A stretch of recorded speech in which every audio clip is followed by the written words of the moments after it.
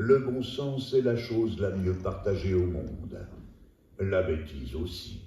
Bien que nous soyons sans cesse avertis des ennuis qui peuvent nous arriver, nous plongeons avec insouciance et frénésie, la tête la première dans une piscine sans eau, étonnés d'avoir mal au crâne et de ne plus rien comprendre.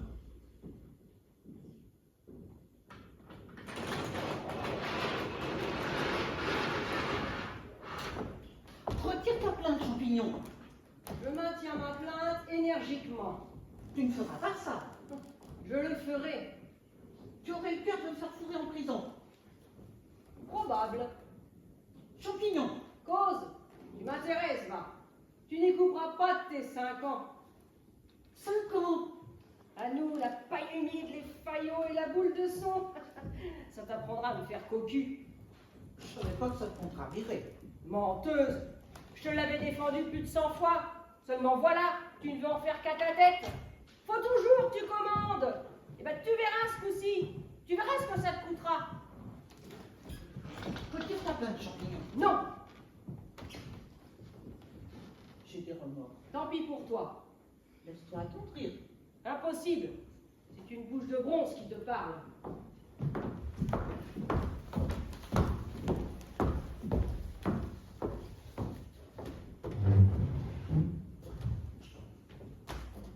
Levez-vous et découvrez-vous.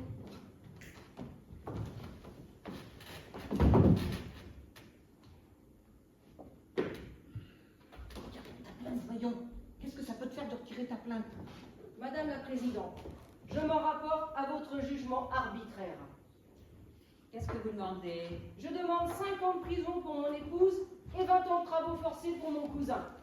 Oui, bien laissez-moi tranquille, vous répondrez quand on vous questionnera. Ernest Champignon. Approchez, Champignon. Voilà. Vous avez déposé une plainte contre votre femme. Oui, madame. Mais il l'a retirée. Encore? Ah, ça, nom de Dieu, ça va durer encore longtemps. Oh, pardon du calme, n'est-ce pas, où je vais vous retirer la parole. Mais enfin, Madame la Présidente, on n'a pas idée de ça. Allez dire que je retire ma plainte lorsqu'il n'y a pas un mot vrai. Vous la maintenez alors? Comment? Si je la maintiens? Dès demain, les 4 doigts, ils poussent tout simplement. Comme déshonorés par Madame, au point de ne plus pouvoir passer sous la porte Saint-Denis, ni même sous l'arche de Noé. Ah, c'est comme ça. Eh bien, je dis tout. Un instant, reconnaissez-vous d'abord avoir trompé votre mari? Oui, pour me venger. Il me battait. Est-ce vrai, Champignon? Parfaitement. Vous battiez votre femme? Tous les jours. Mais vous n'en aviez pas le droit. Pas le droit? Non. Eh ben, elle est raide. Je n'avais pas le droit de battre avec une canne à moi dans mon domicile à moi, une femme à moi qui me faisait des queues avec un cousin à moi. Je vous dis que non. Eh ben, drôle de justice, hein. Oh, si vous ne voulez pas laisser là, ce n'est pas elle qui est allée vous chercher. Tu ne dis que des bêtises.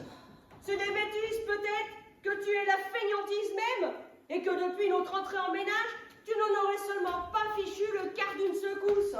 Je la vue basse. La vue basse? Eh ben, pas pour me déshonorer, en tout cas, hein. Ce n'est pas de ça qu'il s'agit. Vous accusez madame de délit d'adultère, de complicité avec les sieurs Caluche. Arrivons au fait, Champignon, vous vous portez partie civile? Si vous voulez. Comment ça, si je veux, ça m'est égal.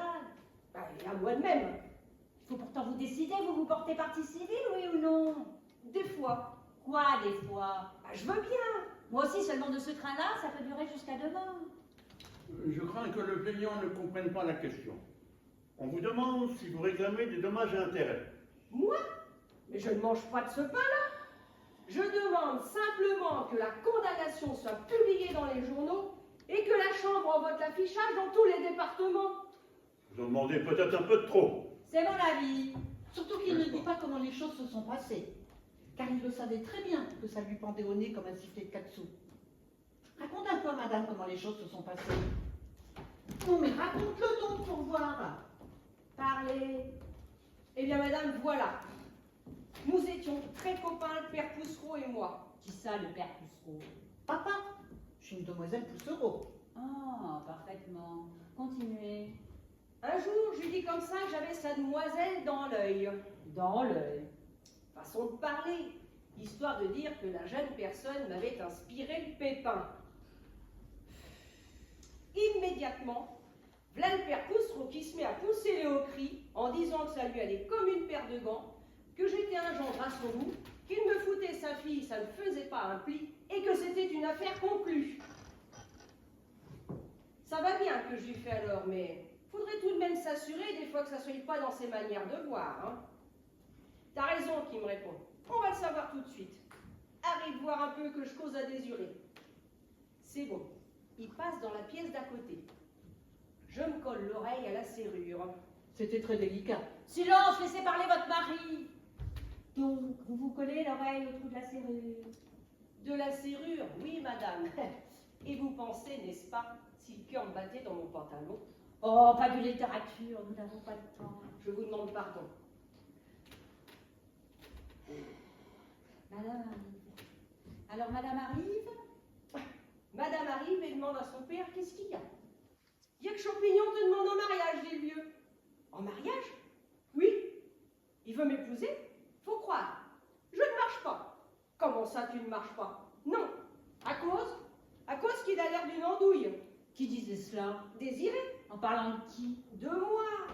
Oh, ok, ah bon. Continuez. Tout ça, c'est des mauvaises réponses que réplique, de mauvaises réponses que réplique le père Poussereau. Que Champignon ait l'air d'une andouille, c'est possible. Qu'il en ait même la chanson, c'est probable. Seulement, il a 1500 francs de côté, ça fait penser sur bien des choses. Bref, il veut t'épouser, et je te plante mon billet que tu l'épouseras quand je devrais te mener au curé avec mon pied dans le derrière. C'est bien qu'elle riposte. Je l'épouserai puisque tu m'y forces, seulement. Je te préviens d'une chose, il sera cocu. Désiré disait cela? Désiré, oui, madame.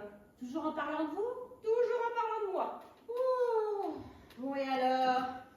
Alors, le père Poussereau a dit que c'était bien. Sur quoi il est venu me retrouver, m'a mis une tape sur l'épaule en disant « Eh ben, t'es content?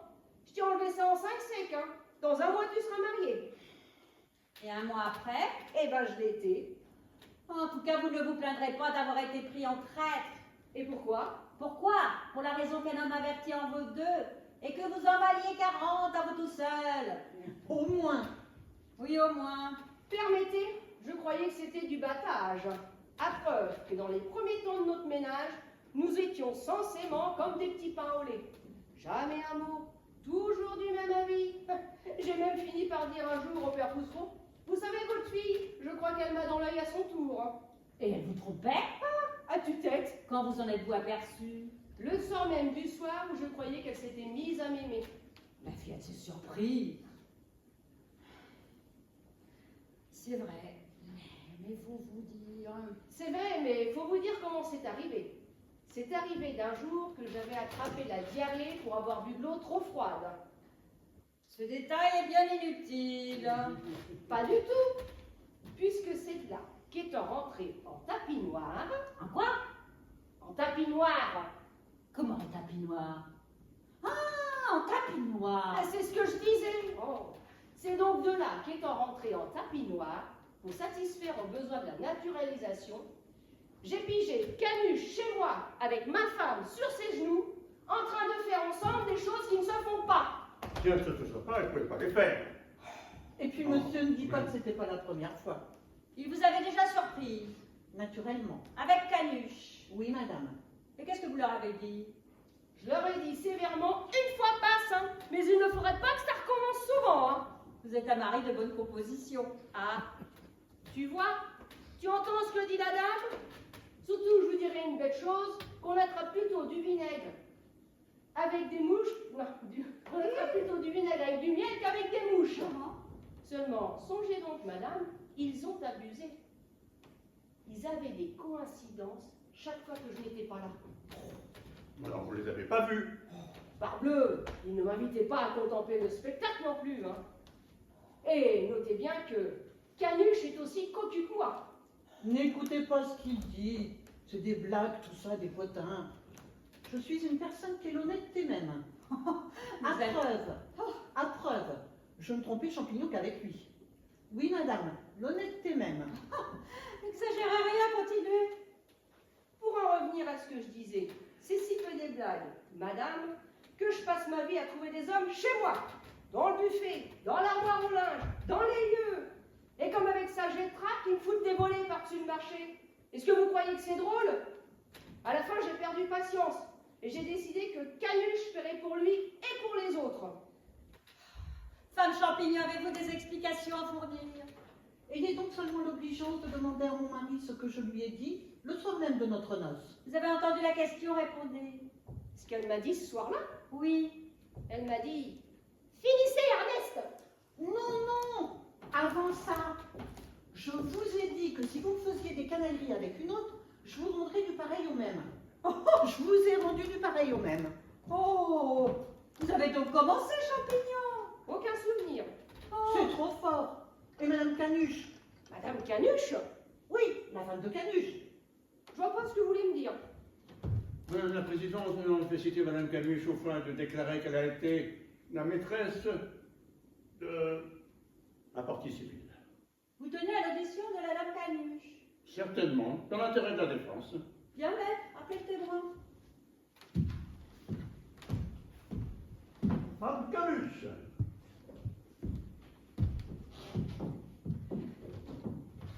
Approchez-vous, madame. Bonjour Hortense. Bonjour Décidée. Tu vas bien ma chérie? Pas mal et toi? Et ta mère? Toujours c'est Paris. Elle m'a chargé elle m'a chargé, C'est contrariant. elle m'a chargé de 1000 choses aimables pour toi. Merci. Tu l'embrasseras de ma part. Je n'y manquerai pas. Je regrette de vous interrompre, mais quand vous serez prête, vous le direz. Pardon. Je t'ai cité dans la présidente pour que tu lui donnes des tuyaux. N'est-ce pas que t'as été la maîtresse de mon mari? Mais, Zut! Dis la vérité, ma mignonne. eh bien, madame, c'est exact, j'ai été la maîtresse de Monsieur Champignon. Ah, vous voyez? Merci Hortense. Pourquoi? Ce n'est pas vrai. Ce n'est pas vrai! À la fin, allez-vous vous taire, oui ou non? Mais elle a avoué. Vous avouez? Oui. Voyons. Faites bien attention à la question que je vous pose. Avez-vous eu des relations avec le plaignant? J'ai eu des relations avec le plaignant. Des relations amoureuses? Des relations amoureuses. Vous le reconnaissez? Je le reconnais. Eh bien, est-ce clair? Vous pouvez me retirer.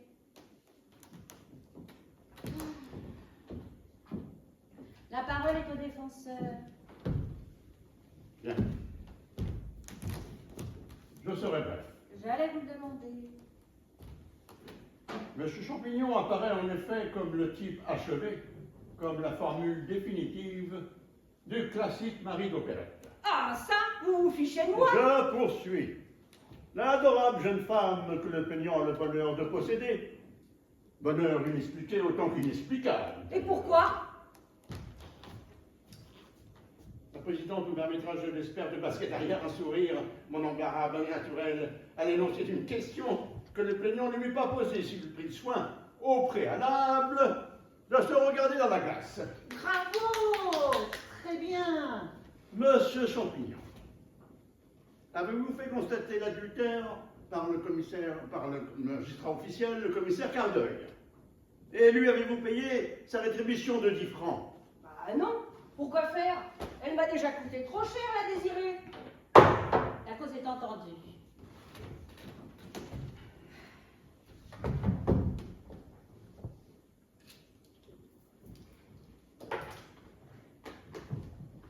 Attendu que Champignon a déposé une plainte en adultère contre sa femme et son cousin. Attendu qu'il résulte clairement des débats que le délit d'adultère a été consommé en violation de l'article du Code qui assure au mari de la part de sa femme fidélité et obéissance. Que dès lors le bon droit de Champignon est acquis et qu'il y a lieu de faire droit à sa juste réclamation. Ça y est. 5 ans pour elle, 20 ans pour lui. Attendu dit. À nous, la paille humide, les faillots et la boule de son. Silence. Attendu dit que le délit d'adultère, bien qu'avoué par les prévenus, n'a pas été constaté par le magistrat officiel connu sous le nom de commissaire de police. La loi a commis ce commissaire de police au constat des flagrants délits, moyennant une rétribution de 10 francs. Considérant que Champignon, mu par des instincts d'avarice, que le tribunal ne saurait trop flétrir. Donc, il a cru devoir passer outre aux us et coutumes établies et économiser 10 francs sous prétexte que son bon droit crevait des yeux d'évidence. Par ces motifs, déclare Champignon mal fondé en sa plainte, l'en dégoûte, acquitte la dame Champignon, condamne Champignon aux dépens et fixe à 6 mois la durée de contrainte par corps. L'audience est levée.